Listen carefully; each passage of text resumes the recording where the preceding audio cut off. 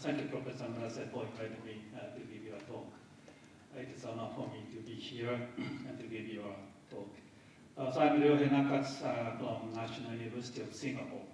So I moved from Japan to Singapore 1.5 years ago. So this time several people indicated me that my English is becoming already a Singlish. It was a kind of shock to me, so I want to apologize, first of all, if you feel some kind of difficulty in listening to my Singlish. Okay, so now I'm living in an institute called Interactive and Digital Media Institute.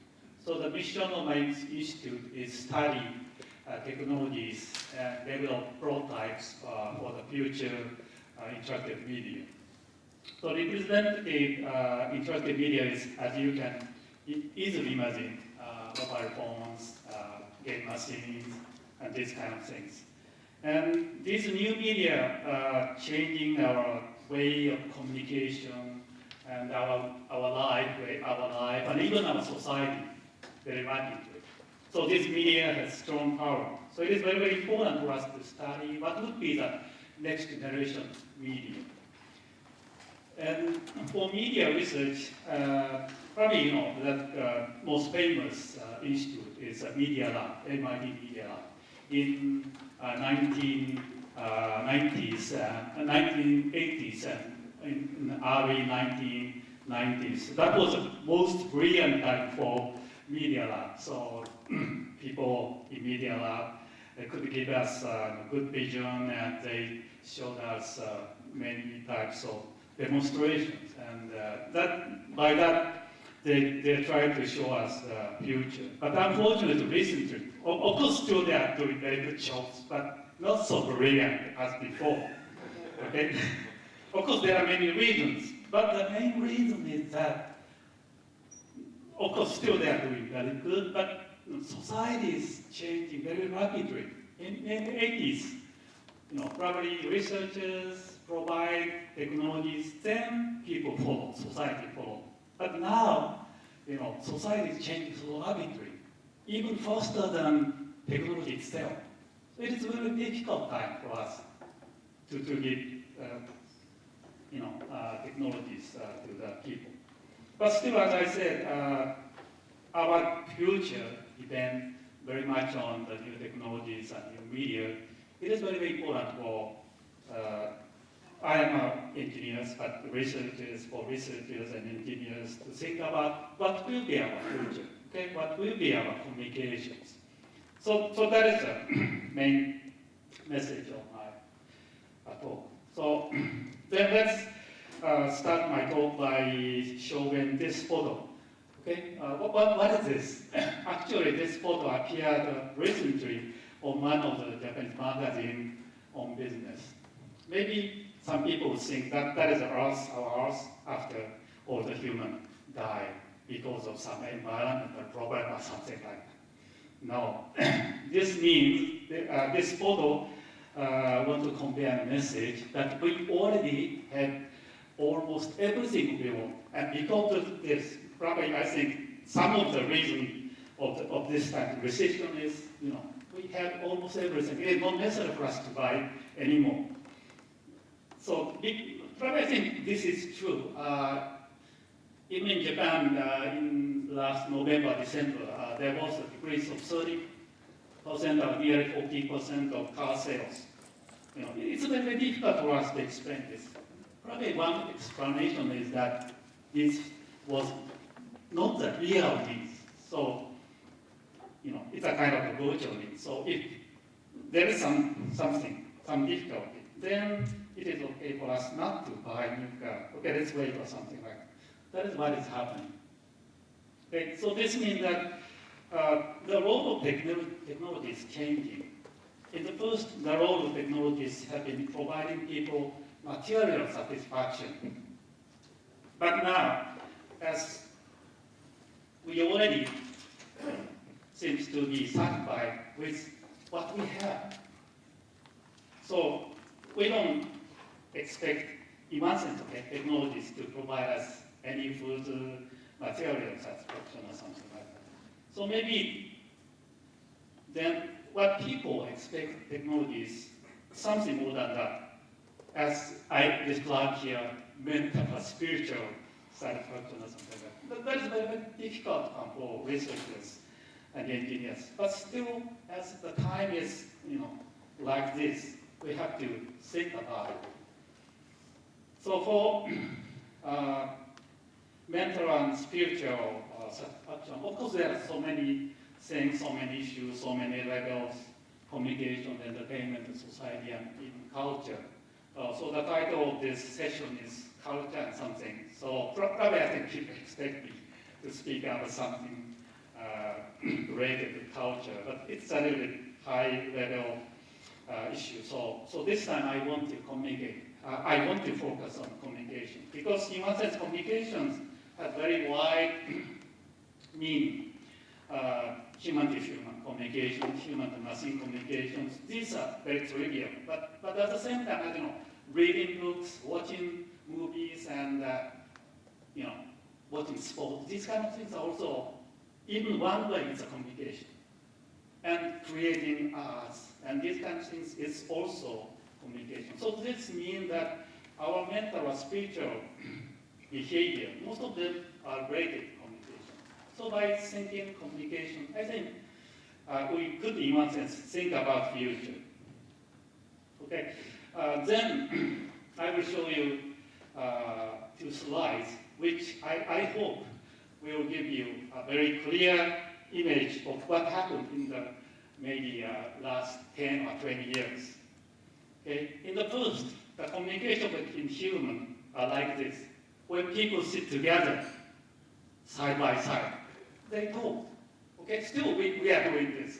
Still, we are doing this. This means that the physical or spatial distance and human relationship is very closely related.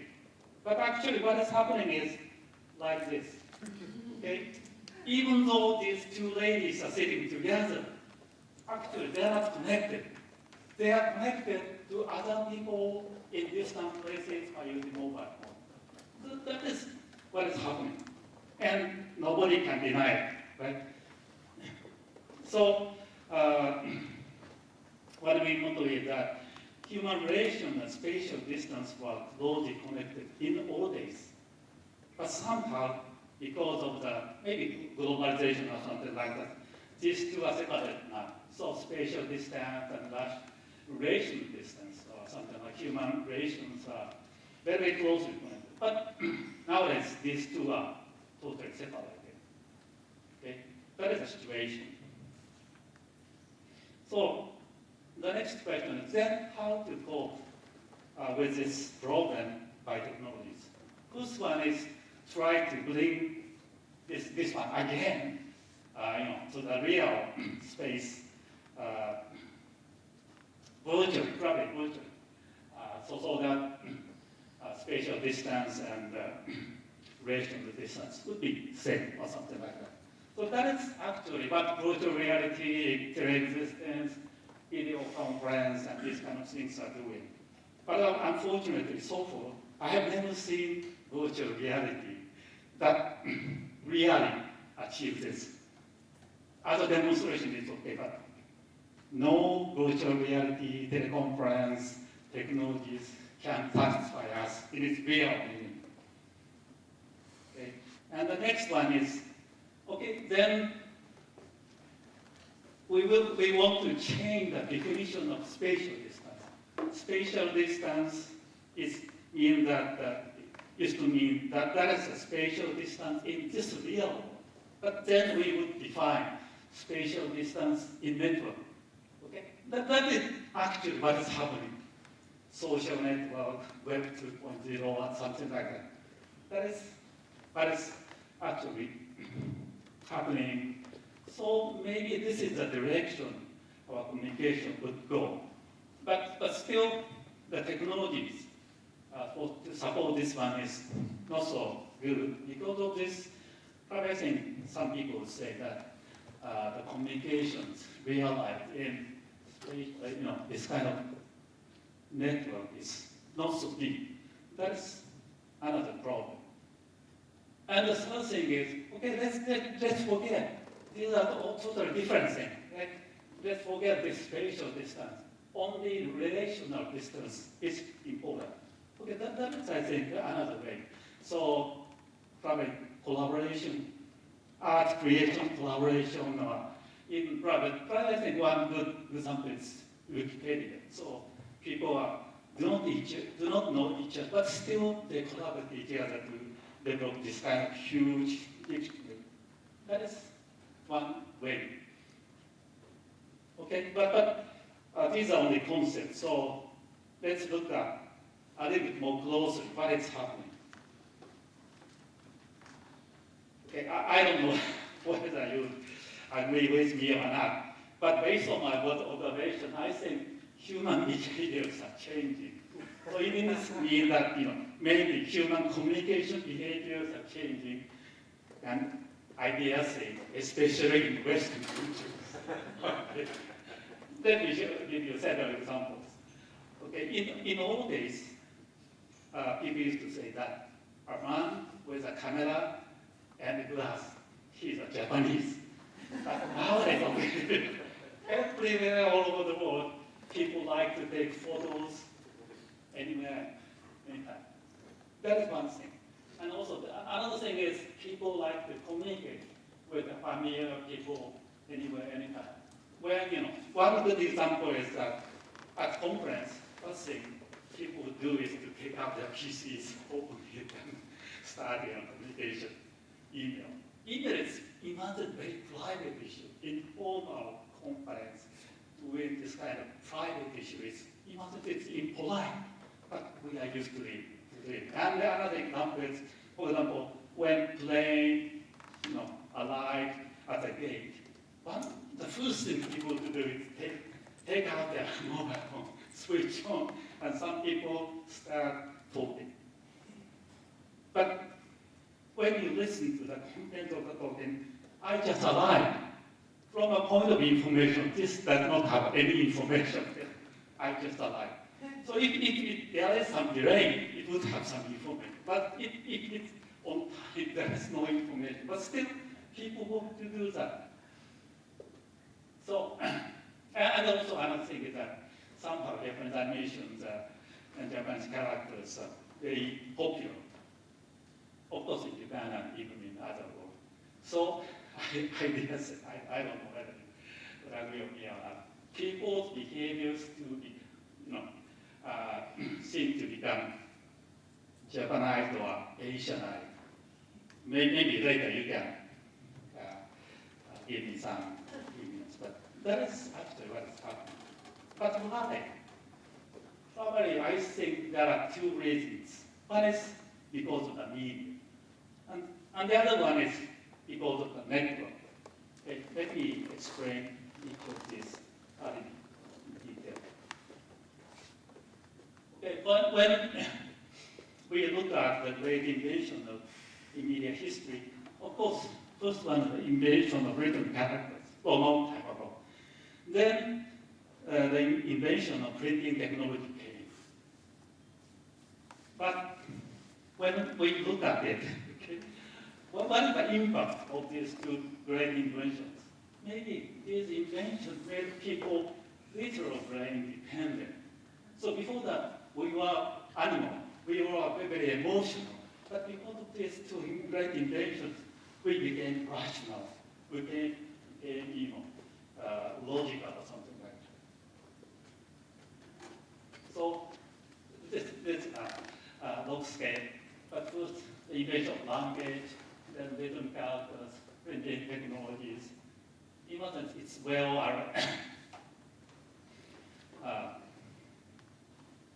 but after that, what would be the great invention? Probably I think you would say internet. But what I want to say, before internet and after printing technology, before internet, I think that is another very important invention. It's a telephone and moon. People say that telephone is old medium. That is not true. Okay? In one sense, it's very important. Before telephone came, the way people communicate each other is writing letters or something like that. So this still kept us little rational. But Japan introduced the possibility of emotional communication, even if they are, in a distant places. So people can communicate with their family members, with their friends, by expressing very emotional, by giving very emotional messages. So people, again, realize the importance of this kind of emotional behavior. That is very important, right? Then, probably I think people say that mobile phone has changed our behavior. That's true.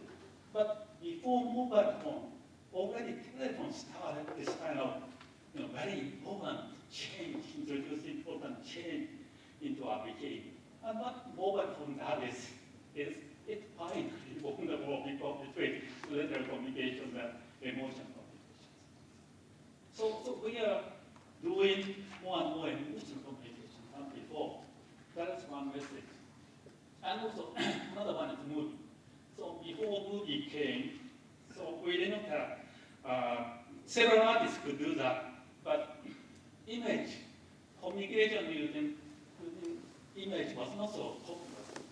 But movie introduced a way of giving message, visual message to people. It's a very strong, it has very strong impact. And now, computer graphics and animation finally on the world. Because of this, young people, so they less and less read novels, literature, and what they want read is comics, movies, so this image-based communication. So I dare say again, after long years of developing, trying to develop literal communications, people are coming back to emotional communications. We are coming back to the age of anime. Okay, that is one thing. Another thing is network society. So we already live in the network society. So the definition of network society would be that everybody connected all the time through networks. Right. Already we live in such a society. But this means that we already live in the world of Matrix. So the movie Matrix wanted to show is that probably almost all of you know the movie. All the people, their brain is connected through network and controlled by computer. Of course, in our society that we are not controlled by computer, but even today, I'm under very strong pressure of connecting to the network, and I wanted to, but somehow control. So anyway, we live in the world of matrix. That is what I want to say, one thing. But at the same time, people say this kind of matrix-like world is very nuanced. That might be true. Okay, but again, when I look at Greek society, somehow I'm reading novels and even the philosophical books of Greek society. In that era, even in a very small scale, still people knew each other. They exchanged information and they share the same information. So this is in fact network society. And because after that, the society became bigger and bigger, so we introduced this kind of pyramid-like organization or structure to control the world. But now, again, because of the new media, our society has become a network society and something like that. So again, based on the structure, we are coming back to the old age. Okay? And interesting is that in this society,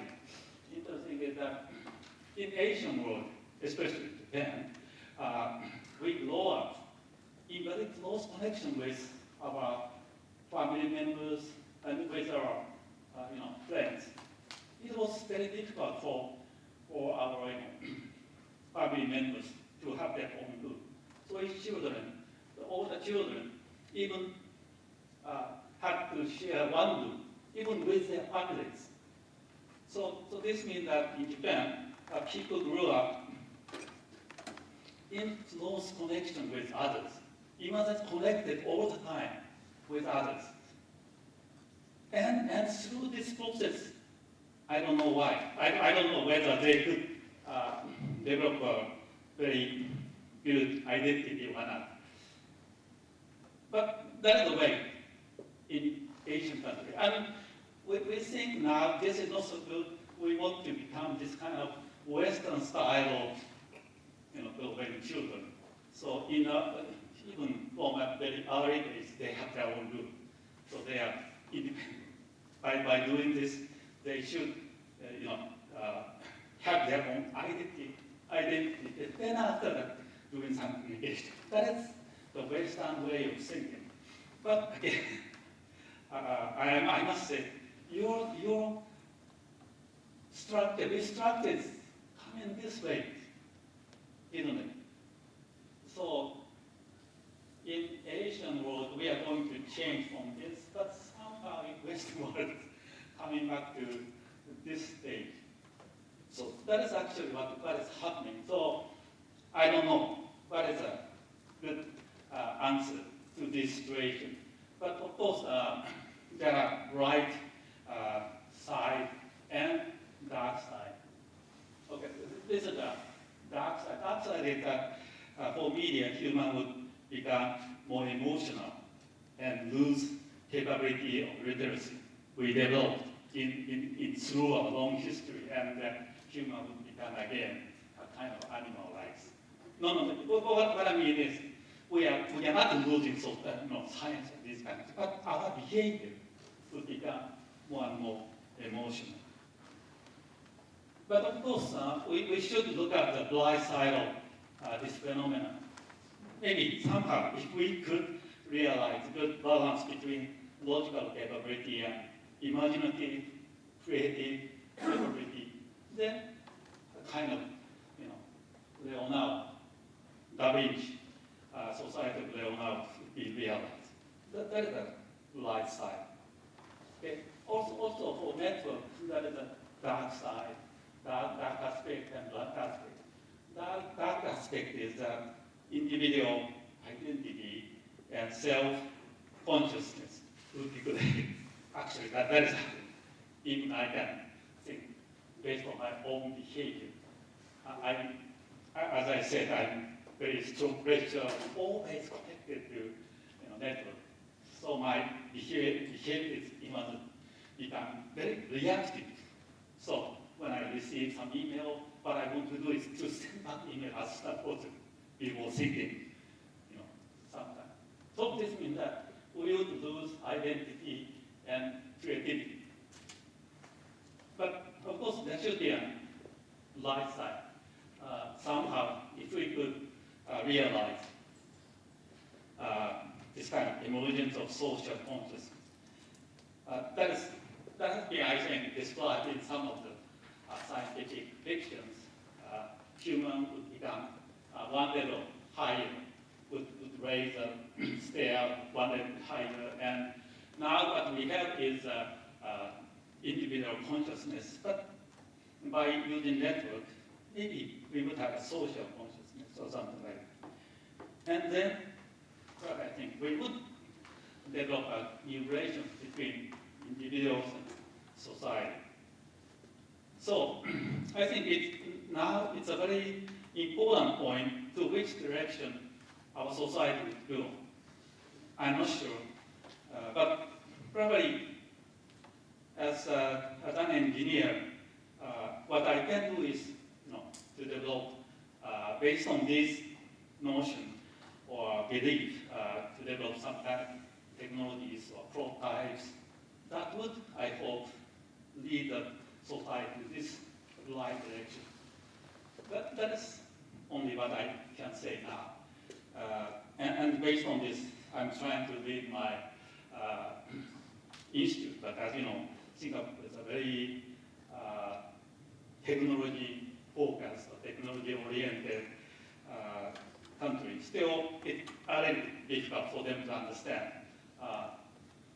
what I'm saying. Or I might be wrong. Okay. Thank you. That is my, what I wanted to talk to you. Okay, thank you very much.